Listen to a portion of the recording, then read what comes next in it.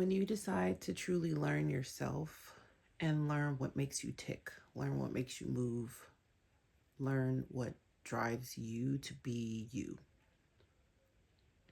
that means that sometimes you're going to miscalculate things or you're going to, I don't know, there are going to be some errors. There's going to be trial and error. You're going to make some mistakes, some miscalculations for what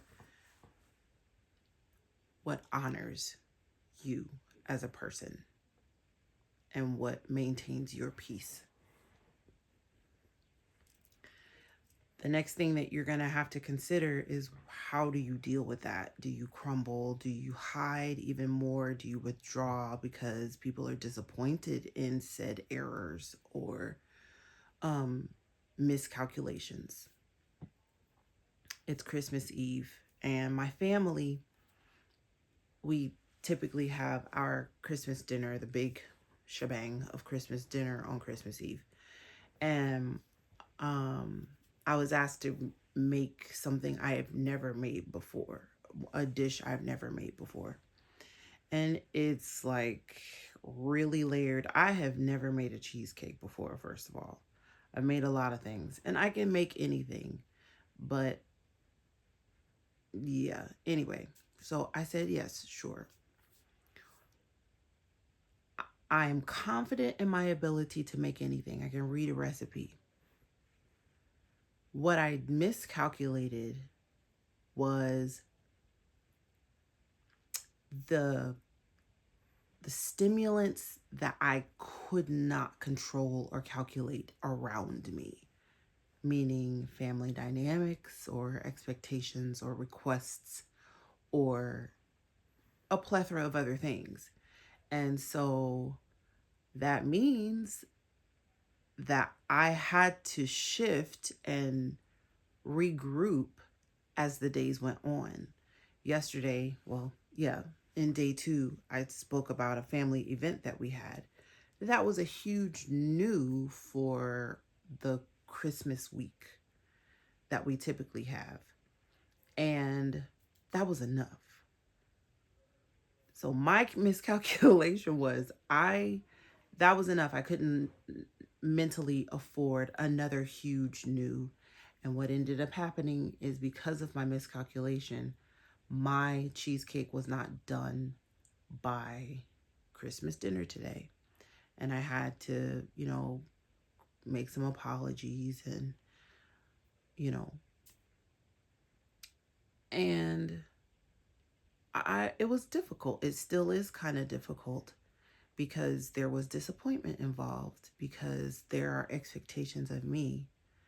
Um, and when people ask, can we help you? I'm like, no, I got it. Because I did. I had it. What I didn't factor in was, I'm not the same person. So I'm not just pushing through hardship because it's what I've always done. I'm not just pushing through, you know, overstimulating environments because it's always what I've done. It's because, that's what I was taught to do. That's what my mom did. That's what my aunts do, my cousin. Like, it's just what everybody does. You just kind of push through. I'm coming out of a space of pushing through. I don't want to live a life of just pushing through. And the further from that I get, and the slower I allow my brain to naturally function, my brain wants to take time, especially with new things. My brain wants to ease itself into the newness of it and to enjoy the process a little bit more. My brain doesn't want to just push through. And so the further away in my life, in my existence, I get from push through and more into homeostasis, into equilibrium and peace, it's hard for me to force myself back into that other place. And that is what I miscalculated this go round. And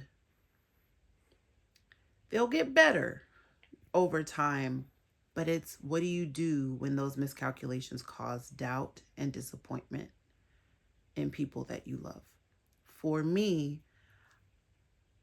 I have found myself to, you know, kind of be sinking into this kind of guilt and shame place, which I don't like.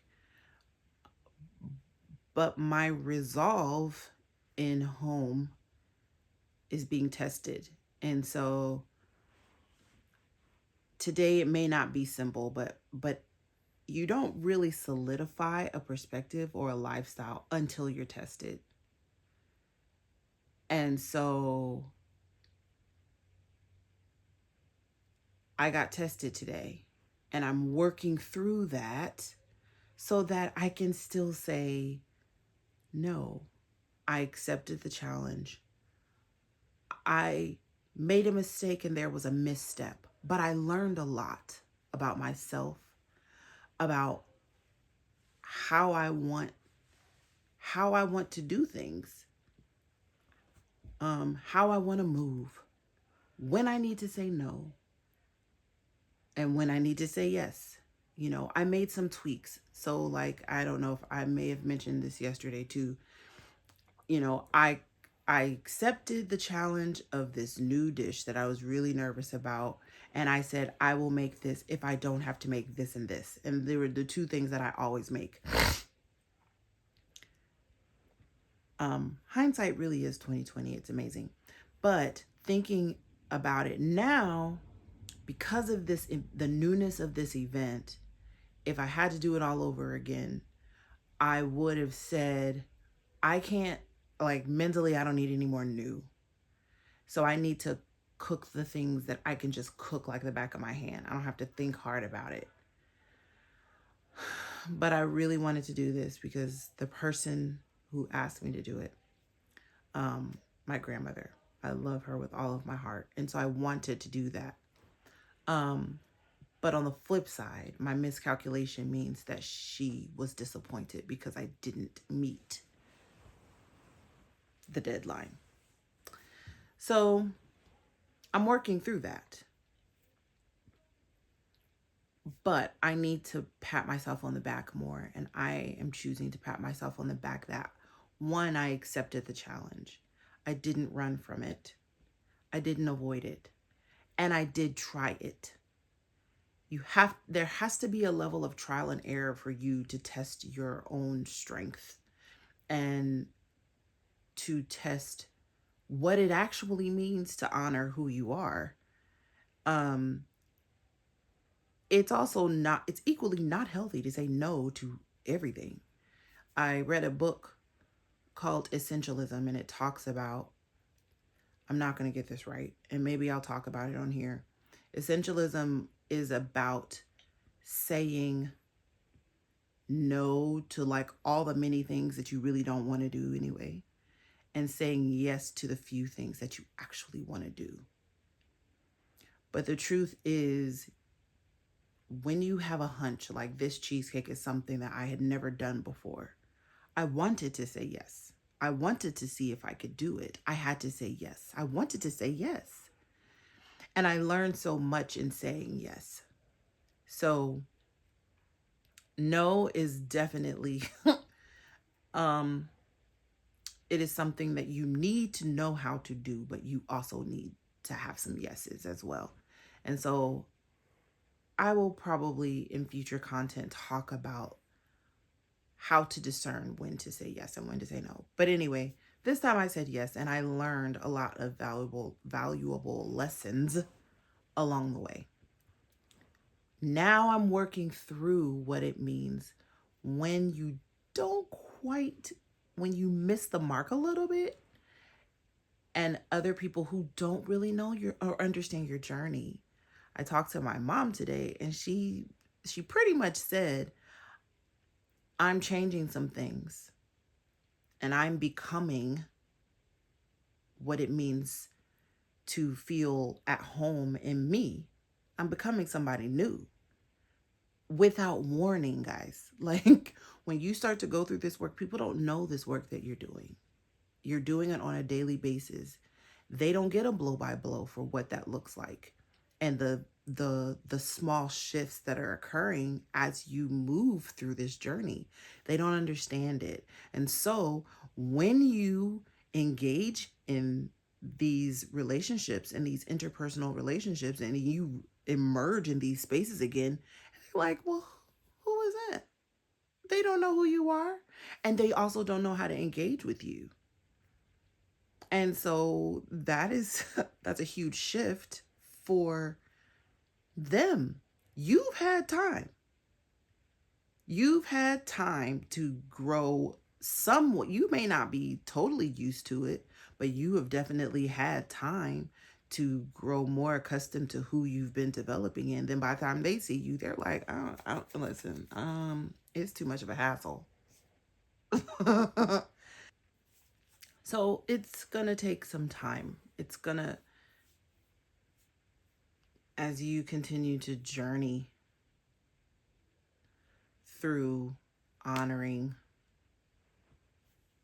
internally what feels natural for you. You're just gonna have to, and I don't over explain yourself because that can get depleting and tiring as well. Um, but patience. You've had patience with yourself as you have these realizations. Have patience with the people around you too, because they're really going to need it. Um, anyway, so that's what I have for today. This is day three, right? Yes. Day three. And yeah, day three of 10 days of content reps. Here we go.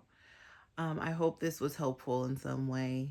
And I will see you on day 4, which is Christmas Day. Happy Christmas Eve. I'll see you tomorrow. Bye.